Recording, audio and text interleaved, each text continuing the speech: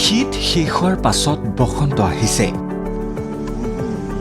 কাজিৰঙাৰ পৰা আলহী পক্ষীয়ে বিদায় মাগিছে। বিশ্ব ঐতিহ্য ক্ষেত্ৰ কাজিৰঙা ৰাষ্ট্ৰীয় উদ্যানৰ বিল জলাশয়সমূহত দেখিবলৈ পোৱা এই নান্দনিক দৃশ্য এতিয়া বসন্তৰ আগমনৰ পাছৰে পৰা দেখিবলৈ নাপাব পৰ্যটকে। প্ৰকৃতিৰ নিয়ম অনুসৰি প্ৰতি বছৰৰ দৰে এইবাৰো পুনৰ নিজম পৰিল আলহী পক্ষীৰ কলৰৱত মুখৰিত কাজিৰঙা ৰাষ্ট্ৰীয় উদ্যানৰ বিল জলাশয়সমূহ। শীতৰ শেষত ঘৰমুখী হৈছে আলহী পক্ষীৰ জাক।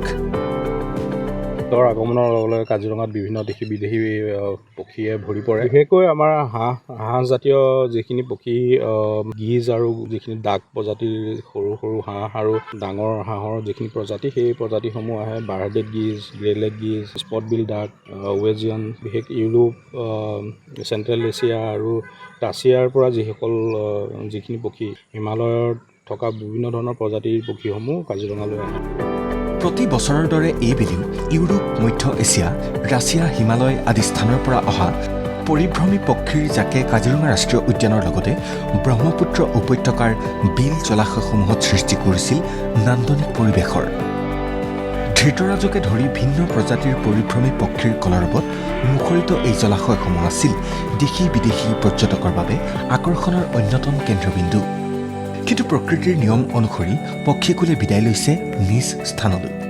বসন্তকালৰ আগমনৰ আগমুহূৰ্ততেই সেই বিদেশী পক্ষীখিনি, যিখিনি মাইগ্ৰেটৰী বাৰ্ডছ, অলৰেডি যোৱাৰ আৰম্ভ কৰে।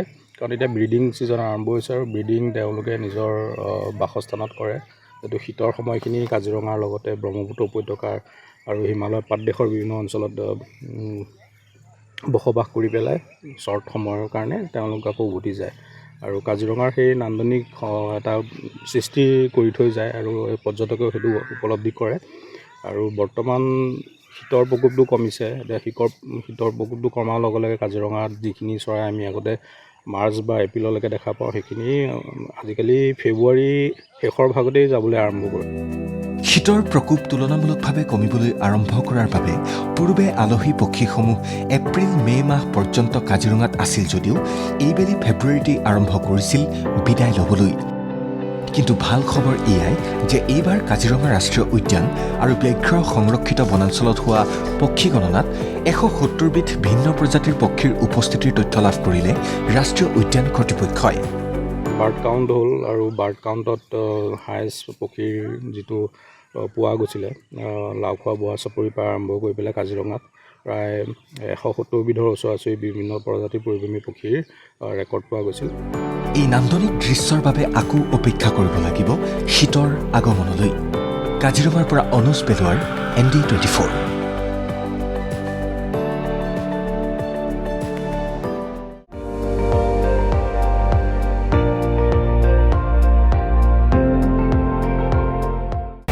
আপুনি চাই আছে ND24, সৰ্বশ্ৰেষ্ঠ নহয়, সৰ্বোত্তমৰ দৌৰত।